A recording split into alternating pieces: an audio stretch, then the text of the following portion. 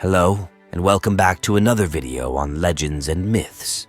Today I'll be telling you the story of the sun god Apollo, god of music. Apollo has been recognized as a god of archery, music and dance, truth and prophecy, healing and diseases, the sun and light.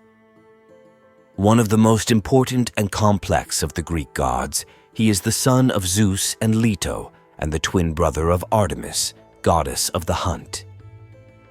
Apollo was perhaps the most loved of all the gods.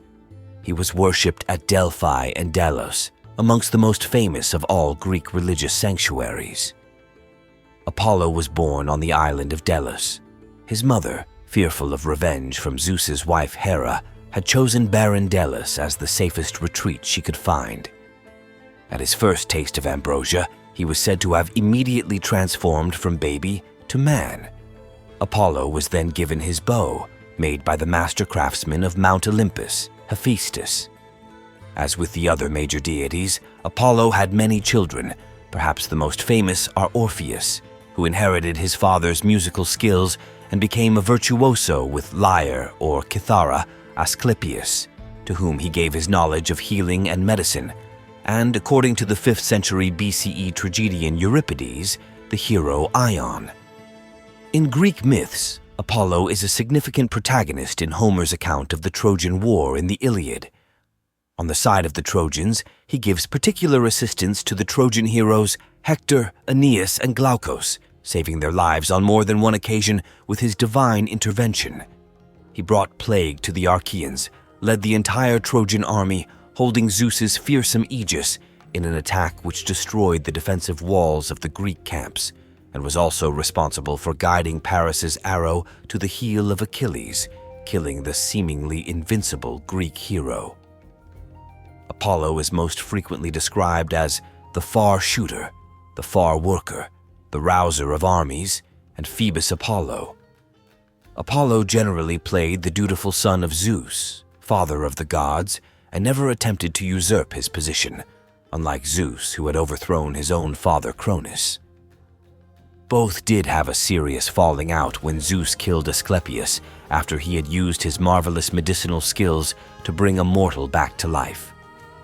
In revenge, Apollo then killed the Cyclops, the one-eyed giants who made Zeus's thunderbolts. As punishment, Apollo was obliged to spend a year in the humble service of Admetus of Therae, tending the king's sheep. Apollo acquired his lyre from his mischievous half-brother Hermes, the messenger of the gods. While still a baby, Hermes had stolen Apollo's sacred herd of cattle, cleverly reversing their hooves to make it difficult to follow their tracks. Hermes was permitted to keep his ill-gotten gains, but only after he gave Apollo his lyre, which he had invented using a tortoise shell. Apollo's darker side, as the bringer of plague and divine retribution, is seen most frequently when he is with his sister Artemis, goddess of hunting and the remorseless slayer of Niobe's 6, or in some accounts 7, sons as punishment for her boasting that her childbearing capacity was greater than Leto's. Another hapless victim of Apollo's wrath was the satyr Marsyas, who unwisely claimed he was musically more gifted than the god. The pair had a competition, and the Muses ruled that Apollo was indeed the better musician.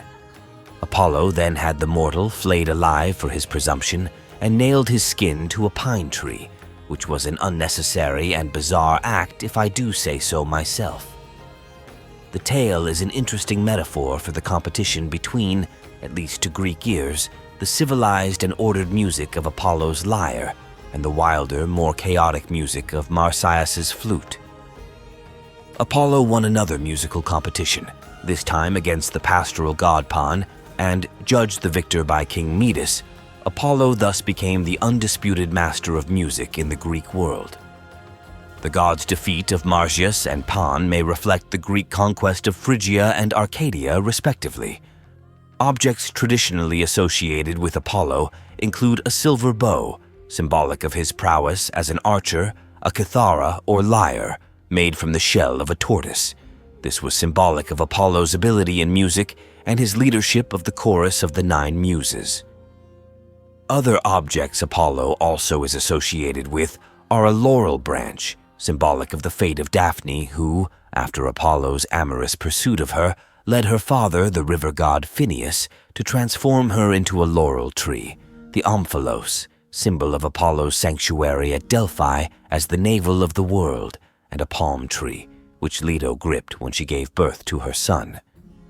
Apollo was a loved god, and this was most likely due to his association with many positive aspects of the human condition, such as music, poetry, purification, healing, and medicine. The god was also associated with moderation in all things. His arrows, although they could bring destruction, could also ward off harm to those he favored. A strategy to keep away evil from Greek homes was to set up a pillar of Apollo Agios, and on a grander scale, Apollo Propylios protected city gates. Apollo oversaw the initiation rites performed by young males, ephebes, as they entered the full civic community and became warriors. Rituals in this process involved cutting hair and offering it to the sun god, as well as athletic and martial challenges. Apollo is frequently associated with the sun, as Phoebus Apollo and the sun god Helios. But modern scholars mostly agree that the link between Apollo and Helios does not go further back than the 5th century BCE. Apollo continued to inspire the Romans when he was principally considered a god of healing. Octavian, the future Emperor Augustus, 27 BCE to 14 CE, famously claimed the god as his patron and even dedicated a temple to Apollo at Actium. The god of moderation was a useful association, and in direct contrast to the god of excess, Dionysus, championed by Octavian's #1 enemy, Mark Antony. Sanctuaries were built in honor of Apollo throughout the Greek world, notably at the islands of Delos and Rhodes and at Toyon and Claros. Sites which will possess some vestiges of once great temple dedicated to Apollo include those at Naxos, 6th century BCE, where the massive doorway still stands proud, at Corinth, 550 to 530 BCE, where 7 Doric columns give an impression of a once impressive structure, at Didyma, Turkey, 4th century BCE, whose temple was the 4th largest in the Greek world, and at Side, also in Turkey, 2nd century CE, where a corner of its elegant columned facade has been restored. Apollo's most direct presence amongst the Greeks, though, was manifested in his oracle at Delphi, which was consulted for his prophetic powers and which was the most important in the Greek world. According to myth, Apollo, wishing to reveal to humanity the intentions of his father Zeus, created the oracle on the site where he had killed the serpent Python. The Pan-Hellenic Pythian Games were begun at the site in order to commemorate the death of this divine creature. Tripods and laurel wreaths were given as prizes to the victors at these games. The 30 treasures built at Delphi by various cities indicate the popularity of the god and the sanctuary in the wider Greek world, such as in Asia Minor. The Oracle of Delphi was already well visited in the 8th century BCE, despite being difficult to get to and open only in summer, and the sometimes cryptic proclamations of its priestesses were not taken lightly, often deciding how laws would be applied or whether a foreign war should be pursued. Sometimes the oracle's responses to questions were so obscure that priests at the site offered for a fee to give them greater clarity. Apollo appears frequently in all media of ancient Greek art, often as a handsome, beardless youth.